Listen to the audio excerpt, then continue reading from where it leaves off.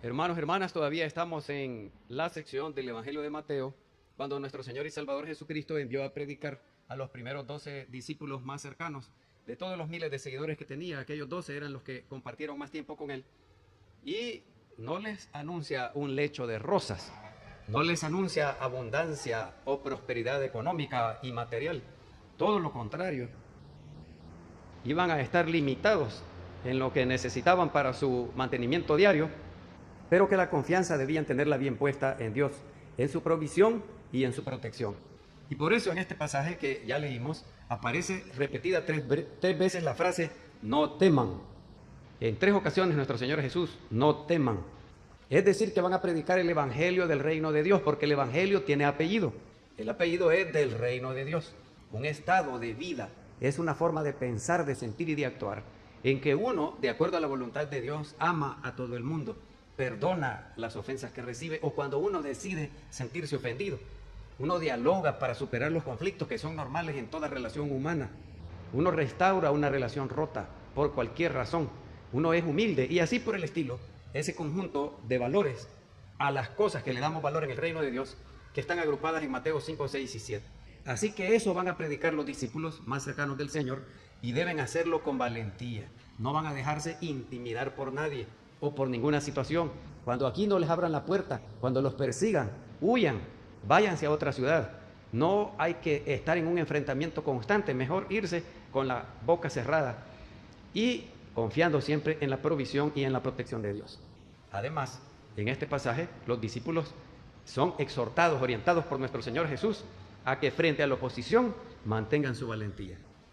El Padre Celestial va a protegerlo. Si cuida de las aves del cielo, ¿cómo no va a cuidar de aquellos que se dedican a la predicación del Evangelio del reino de Dios, que fue la misión que el Señor Jesús vino a cumplir? Entre otras cosas, debían de sanar toda enfermedad y dolencia del pueblo. Pero en Lucas 4, los versículos 40 en adelante, podemos leer que la gente se agolpaba con sus enfermos, con sus endemoniados, y el Señor Jesús invertía muchas horas sanando las enfermedades y dolencias del pueblo, expulsando los demonios que habían poseído a las personas, y que bien noche se iba a descansar, y que al día siguiente, 5 o 6 de la mañana, ya lo estaban esperando para lo mismo. Sin embargo, el Señor Jesús dijo, es necesario que vaya a otras aldeas a predicar el reino de Dios, porque para esto he sido enviado. La sanidad, la expulsión de demonios, la dolencia del pueblo forma parte, pero no es el centro de la predicación y la práctica de vida del Señor Jesús.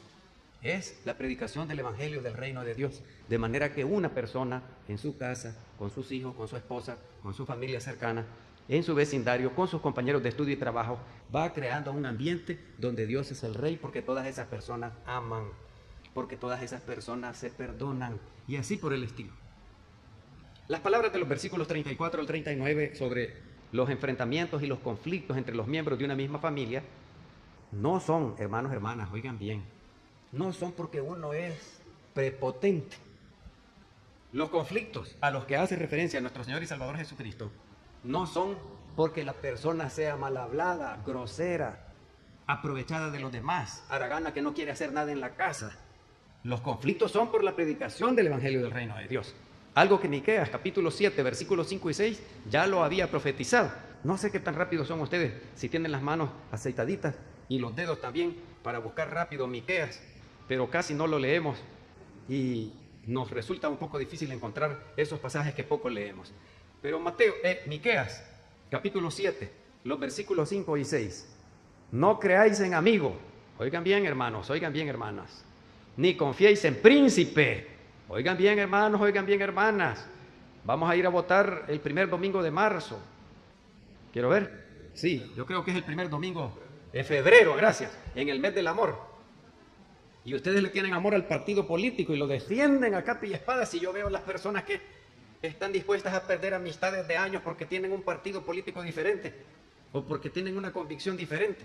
Yo ya les he contado que desde pequeñito he sido metiche en lo que ustedes buscan, Miqueas 7, 5 y 6. Y yo le pregunto a la gente, ¿y usted por cuál partido político va a votar? ¿O por cuál candidato? Y la gente me dice, por tal o cual. Y le pregunto, ¿y por qué?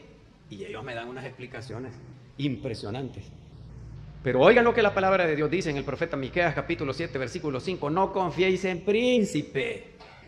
Nosotros no tenemos rey y príncipe, pero sería el candidato político de tu elección.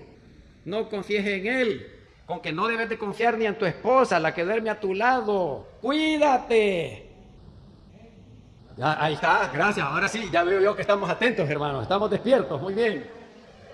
Había una película de hace varios años que nunca tuve oportunidad de ver, pero que tenía como título Durmiendo con el enemigo.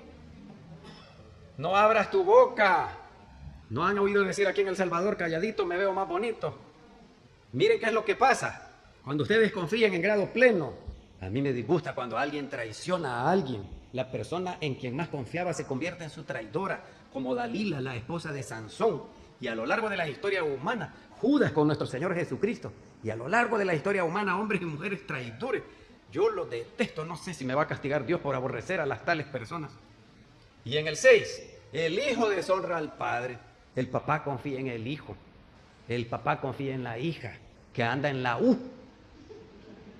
Vamos a hacer una tarea, nos vamos a desvelar toda la noche porque el licenciado no sé qué, no sé cuál. Ay, hermanos. Ay, hermanas, tías de Ayes, vienen a todos los que le dan permiso al hijo y a la hija que se vaya a quedar estudiando a la casa de una amiga y la amiga todavía le habla por teléfono, se va a quedar conmigo, niña chon. Ay, sí, ¿y qué va a comer? No se preocupe, yo le voy a dar. Y se van a hacer otras cosas. Podría pasarme toda la tarde contándoles historias de la vida real que conozco de primera mano. Ahí resulta que por confiar los papás en los hijos los deshonran. Y la hija se levanta contra la madre. Yo he oído muchas veces decir, poco falta para que me pegue. Los hijos a los papás. Esa ley Lepina, ley de protección integral de la niñez y la adolescencia, es una cosa que... Bueno, la nuera contra la suegra. Es bíblico esto, ¿eh? No dice la suegra contra la nuera, que es más común, pero las dos cosas. Y los enemigos del hombre son los de su casa. Mire, por confiar uno, el Eclesiastés dice, no seas demasiado justo.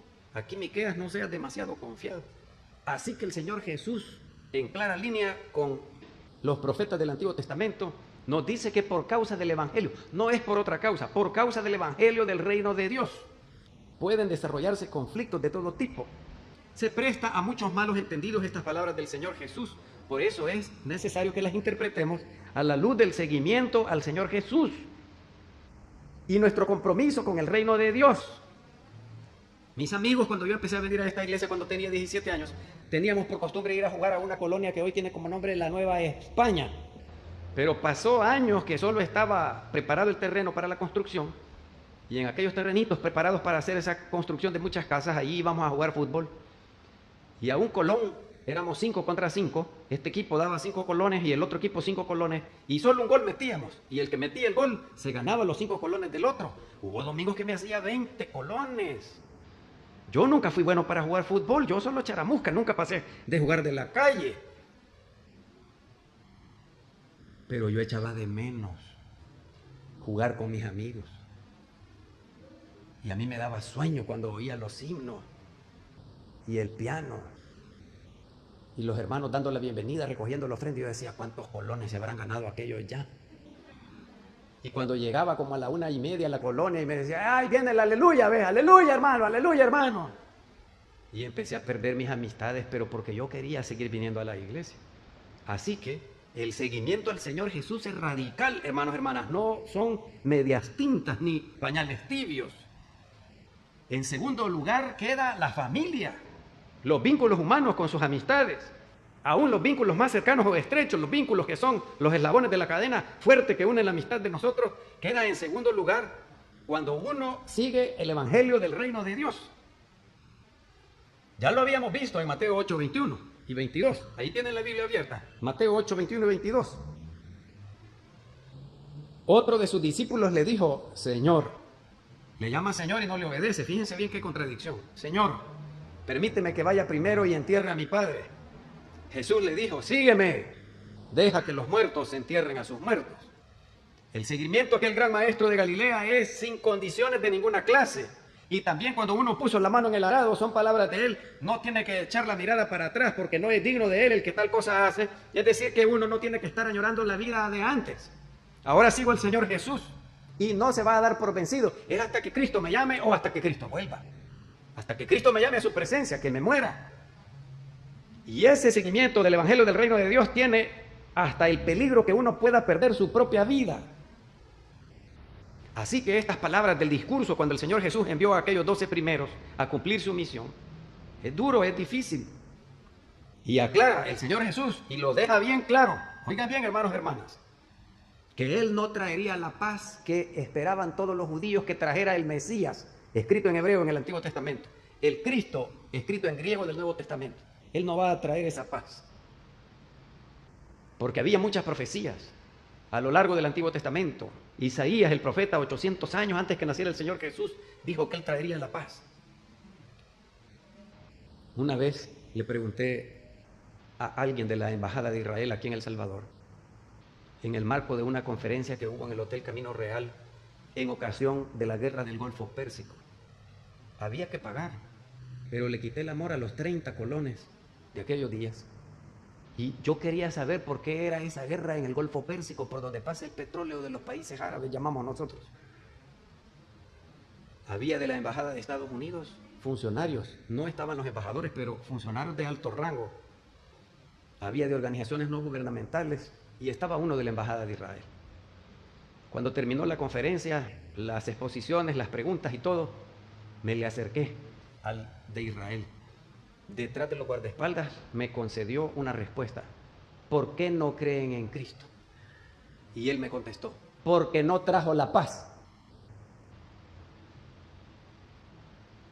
Hasta el día de hoy todavía estoy tratando de entender esa frase. Y le pregunté, ¿y en el pueblo de Israel todavía pueden casarse con varias esposas? Sí, todavía. Y alguien metiche, igual a mí, que estaba por ahí, no lo conozco yo, no sé quién era, hasta el día de hoy no sé quién es, pero dijo, ¡qué chivo! Dijo. Eso quiere decir qué bonito, qué galán, qué tuanis, qué pura vida, no sé qué. Y le dijo el embajador, no, le dijo, qué chivo aquí, le dijo. Porque si tenés 2 esposas allá, tenés que mantenerlas igual, le dijo. Te podés casar con 3 o 4, pero tenés que mantenerlas vos, le dijo. Y ya el otro hombre empezó a entristecerse un poco. Qué chivo aquí, le dijo. Porque en El Salvador los hombres tienen 2 mujeres y las mujeres lo mantienen a él, le dijo. Y yo ya empecé a buscar la salida. Porque hay unos hombres que aquí en El Salvador están casados con su propia esposa y cuando le dicen, mira, ya no tengo zapatos, ni modo, refunfuñando, vamos a tener que ir al mercado Cuartel, le dice, a buscarte unas tucharrascas ahí, unos tuguaraches, chapines. Pero si la amante le dice, ya estos zapatitos se me cayó la tapita del tacón 7, venite mi amor, le dice, pedí un Uber, vámonos al Multiplaza y allá le va a comprar los zapatos. Punto y aparte, cerremos el paréntesis, el Señor Jesús aclaró que no traería la paz. Ahora bien, hermanos y hermanas, voy a volver a este punto más adelantito. Nosotros, los discípulos del Señor Jesús, lo representamos a Él en la tierra. Y nosotros tenemos bien claro que Él tiene el primer lugar en todo y que Él es el Rey de todo, del universo entero, de lo que es. Que no tiene ser, que no tiene existencia. Las cosas que no vemos, no podemos tocarlas, medirlas, pesarlas o fotografiarlas. Dios es el Rey de eso. Y también es el Rey de las cosas que existen, como este florero tan bonito, como el púlpito, como todo lo que vemos. Esas cosas existen, pero hay cosas que tienen ser, son, pero no las vemos. Por ejemplo, la pena, el amor, el sabor. Él es el Rey de todo. Y en algunas iglesias, que no son nuestras iglesias bautistas, porque las de nosotros, para tomar prestada la frase del hermano Leonel Ayala, son una belleza. Pero en algunas iglesias se andan peleando y discutiendo quién es el que manda. Y si hay varios que mandan, ¿quién es el que manda más? En nuestra relación con el Señor Jesús, que Él es el Rey, tendríamos problemas si nosotros queremos quitarle su trono y quitarle el lugar que le corresponde. De hecho, la humanidad entera entró en una crisis, hermanos y hermanas, que no se detiene. Vamos en picada por las leyes de la termodinámica. La segunda ley, ya no me acuerdo cómo es el nombre, que si ustedes ponen 2 cosas a la par, digamos una barra de hierro de 30 centímetros que está, habiendo sido calentada, está al rojo vivo, y a la par ponemos una barra de hierro de 30 centímetros que está fría, por estar a la par las dos, la que tiene calor le traslada el calor a la otra que está fría. Y hay un momento en que la fría alcanza exactamente la misma temperatura de la que estaba caliente, hasta que llega el momento que las dos empiezan a enfriarse. Pero en el momento que una le pasó la energía a la otra, eso ya no se detiene. Es una ley, la segunda ley de la termodinámica, que no me acuerdo qué nombre tiene, pero ahí lo buscan ustedes en la red de internet, segunda ley de la termodinámica. Cuando ustedes se buscan a un amigo o una amiga que es malvado y malvada, le va a pasar eso. Los niños del colegio, si se buscan al más chabacán, al bailarín, al payaso, al que solo molestando pasa, así va a ser el resultado de sus calificaciones. Pero si buscan al niño más inteligente, al más aplicado, que lleva las tareas siempre, que se quede estudiando y repasando, que está atento en clase, el otro también igualmente así será. Es una ley del universo. Entonces el mundo, cuando quitó a Dios de su trono, puso al enemigo de nuestras almas a la par como su amigo, y el enemigo de nuestras almas nos ha empezado a pasar toda la maldad y es algo que no se detiene. El planeta Tierra va como en un tobogán en picada, en caída libre. Eso del matrimonio de los hombres con hombres y mujeres con mujeres. Eso de la deforestación. Eso de romper la capa de ozono. El país se está convirtiendo en desierto. Solo Haití nos supera a nosotros en El Salvador por deforestación. Eso de la temperatura del planeta, que si son segunditos que ustedes caminan bajo la luz del sol después de las 10 de la mañana, no se soporta la piel. Por haber quitado a Dios de su trono y al Señor Jesús. Ustedes digan lo que estoy diciendo yo y la cosa se pone fea. Empiezan a hablar mal de nosotros, pero ustedes sigan predicando el evangelio del reino de Dios sin temor. Dios los va a proteger, Dios les va a dar su bendición. Por eso nos llama el Señor Jesús. Si en el árbol verde, dijo él, en Lucas 23:31, si en el árbol verde hacen estas cosas, en el seco, que somos nosotros los seguidores de él, ¿qué no se hará? Si a él le dijeron Beelzebú, el nombre que le daban a Satanás, el enemigo de nuestras almas, la serpiente antigua, el diablo, le dijeron, vos por el diablo echás a los demonios. Le dijeron de todo al Señor Jesús, ¿qué nos dirán de nosotros? Pero llegará el día del juicio, hermanos y hermanas, en que el Señor Jesús va a reivindicar a los creyentes en él y se va a castigar a los que nos acusan, a los que hablaron mal, a los que nos maltrataron. Así que nuestra vida interior debe de estar llena del Señor Jesús y del Evangelio del Reino de Dios para que sea reflejado en nuestro exterior también, sin andar con hipocresías de ninguna clase. Soy cristiano de verdad, porque hay cristianos de mentira. Si nosotros aceptamos al Señor Jesús como nuestro Salvador, hay que reconocerlo en público, siempre que sea necesario, y a dar testimonio de Él. Ahora volvamos a lo de el Señor Jesús trajo la paz. Nosotros los cristianos somos pacifistas, llamados a sembrar la paz. Hay una bienaventuranza para todo aquel que cuando ve a alguien discutiendo y peleando lo llama a la reconciliación. En nuestra casa, hermanos, hermanas, no se oculte el sol sobre vuestro enojo. Y el hombre y la mujer, ¿para qué van a andar durmiendo tronco y punta? Uno con la cabeza para acá y la otra con la cabeza para allá y los pies se dan. Y hay unos que se enojan, pero para que los niños no sepan, no se salen del cuarto, sino que ahí duerme uno en la cama y otro en el suelo. Ya cuando no le tienen pena a los hijos, uno duerme en el cuarto de los esposos en la cama y el otro en el sofá de la sala. Y hay unos que tienen chucho grande, uno en la cama y otro en la casa del chucho. Y así se van distanciando. Y un día se juraron amor eterno. ¿Y cómo es posible eso, que se le olvide a uno tan pronto? Así que nosotros somos sembradores de paz. Somos pacifistas. No estamos a favor de la guerra por el amor de Dios. No. Yo conozco pastores que hasta hacen culto de acción de gracias porque un país bombardeó al otro. La injusticia debe ser suprimida, erradicada del planeta Tierra. Pacifistas todos nosotros. Pero la enemistad de Satanás hace que la batalla prosiga. El pecado todavía existe en el mundo. Con su primera venida el Señor Jesús no trajo paz a las naciones, pero trajo paz interior, una paz de otro tipo que nosotros para distinguirla le llamamos paz espiritual. ¿Y por qué se anda peleando? ¿Y cuál es el problema que tiene, le pregunto yo? Que anda buscando que alguien le dé su par de puñetazos. Porque todos esos bravitos andan buscando quien les dé duro. Es como el niño que molesta y molesta, sentate, anda, acostate, no hace caso, el papá se fastidia, saca el cincho, le da su par de cinchazos, el niño llora y después hasta se queda dormido de tanto llorar y oye así. Vaya, dice el papá, eso es lo que quería, dice. Y así hay gente que tiene unos conflictos con ella misma desde su niñez. No pudo superarlos. y anda buscando quién le dé duro. Pero cuando uno cree en Cristo como su Señor y Salvador, tiene paz. Y puede estar en paz con todos, empezando por uno mismo. Y como en el mundo todavía hay malvados y malvadas por aquello de la equidad de género, entonces esa paz será gozada solo por los que caminen conforme a la voluntad de Dios. Y lo más contradictorio, lo peor de todo es que hasta en las iglesias que confiesan el señorío de Cristo hay discordia, hay pleito, hay enemistad, hay separación, hay abandono. Nuevas iglesias que se forman porque estos están enojados con aquellos. Y a veces están enojados con aquellos porque tienen dinero y ahora quítate vos que quiero estar yo. Como los que han peleado en los países del mundo porque haya mejor distribución de la riqueza. Y después ellos se dedicaron a enriquecerse también. Desde que era joven he tenido conciencia de esto yo.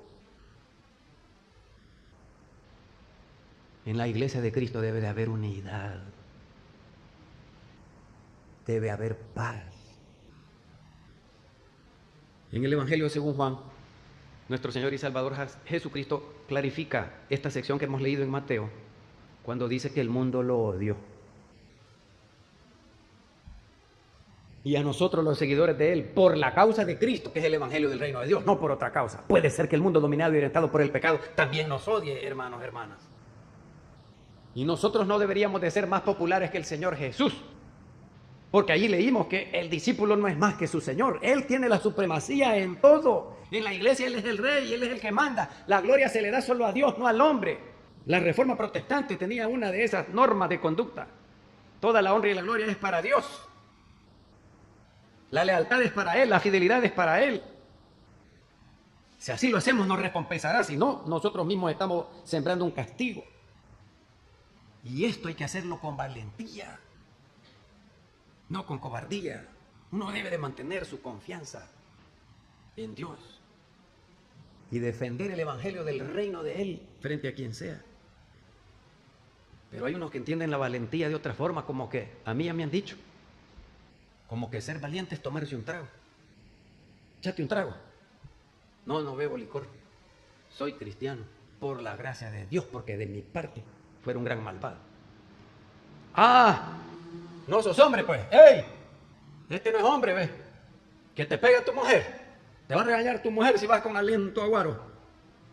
Y por ahí lo van desafiando a uno. Y yo quisiera hacer bomba atómica y estallar. El doctor Merengue así me lo dice. Mi doctor Merengue. Demostrarle que sos macho. Dale un par de puñetazos para que no te moleste más. Y he tenido que pedir al Señor que me quite esa tentación. Y me acuerdo del Salmo 1, bienaventurado el varón que soporta la tentación. Eso se cree que es ser valiente. Allá en China había una escalera bien alta, 25 metros de altura. Nuestros 4 costados miden 20 metros. ¿Se imaginan una escalera desde aquella puerta hasta esta puerta? Tendría 20 metros. 5 metros más, quizás llegaría de muro a muro. Imagínense una escalera así alta, de 25 metros de altura. Y había jóvenes valientes y esforzados que intentaban subir por ella. Pero los peldaños de la escalera eran algo fuera de lo común. Eran espadas filosas, afiladas. Los peldaños eran espadas filosas. Y había que subirla descalzo y sin guantes. Una escalera de 25 metros, con peldaños de espadas filosas. El que la sube es valiente y esforzado, descalzo y sin guantes, en la provincia de Yunnan, en China, al sur oeste de aquel continente. Todos los años se hace esa fiesta y los que quieren entrar al ejército tenían que subir primero esa escalera. Cientos, miles quedaron lisiados para toda la vida. Cientos, miles cayeron de aquella escalera. Y se lastimaron, se fracturaron. Y lo que más me llamó la atención es que esa escalera se llama la escalera de la fe.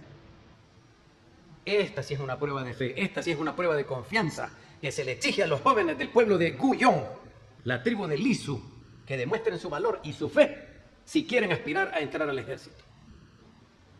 No era prueba de fuego como caminar sobre carbones encendidos estando descalzo, que dicen que con algunas técnicas mentales se puede hacer eso. Aquí en El Salvador han dado cursos de eso, Y yo quise ir, pero no tuve oportunidad. A ver si es cierto que después del curso uno camina por los brasas encendidas. Aquella no era una prueba de fuego, era una prueba de filo, de acero, frío, inoxidable, tan cortante como una navajilla de afeitar. ¿Ustedes creen que Dios nos demanda una prueba como esa, hermanos, hermanas, con todo lo que he dicho en este sermón?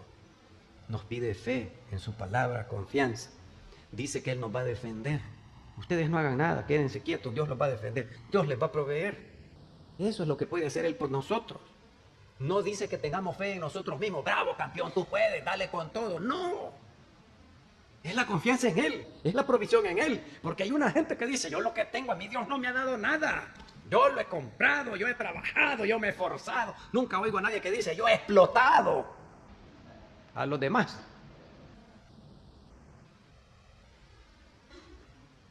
¿Ustedes creen que la fe es ingenua? No, hermanos, no, hermanas, mucho cuidado. La fe es un ejercicio de la razón. La fe es inteligente. ¿Cómo nos va a pedir Dios que nos subamos a una escalera tal que se llama de la fe porque así le nombraron? Y que nos mutilemos los dedos, la planta de los pies. Nos pide una fe que produce vida, amor, perdón, diálogo para superar los conflictos, humildad. Eso sí nos pide Dios.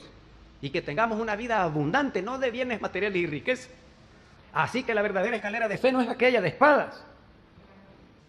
Les voy a decir una escalera mejor para terminar. El apóstol Pedro. Busquen ustedes el capítulo 1 de la primera carta de Pedro. Primera carta de Pedro, capítulo 1. Del versículo 5 hasta... A la segunda, perdón, yo me equivoqué, hermanos, hermanas. La segunda carta de Pedro. Segunda Pedro 1, los versículos 5, 6 y 7 nada más. Aquí hay una escalera de la fe. No como aquella de espadas allá en China. En Guyón, los de la tribu de Lisu. Todos los años hacen eso. Ustedes quieren ser del ejército de Cristo, no del de China. Mire, suban esta escalera. Segunda carta de Pedro, capítulo 1, los versículos 6 y 7. Mire cómo dice el Espíritu Santo a través del apóstol Pedro, como si fuera una escalera para el ejército de Cristo. Vosotros también, poniendo toda diligencia por esto mismo, añadida a vuestra fe. El primer peldaño es la fe. El segundo peldaño, virtud. A la virtud, que es el segundo peldaño. El tercero es conocimiento. El cuarto peldaño, al conocimiento, dominio propio. Yo me domino solo, sin que esté el pastor, los diáconos, yo me mando, me gobierno solo. El ejército cristiano tiene dominio propio. El otro peldaño es paciencia. Mire, la paciencia de un burro. A la paciencia, cuando han subido el peldaño de la paciencia, suban al peldaño de la piedad. Sean piadosos en su manera de vivir. Hay mucha gente que no quiere venir al templo. Yo puedo estar equivocado, lo reconozco, pero creo que es falta de piedad.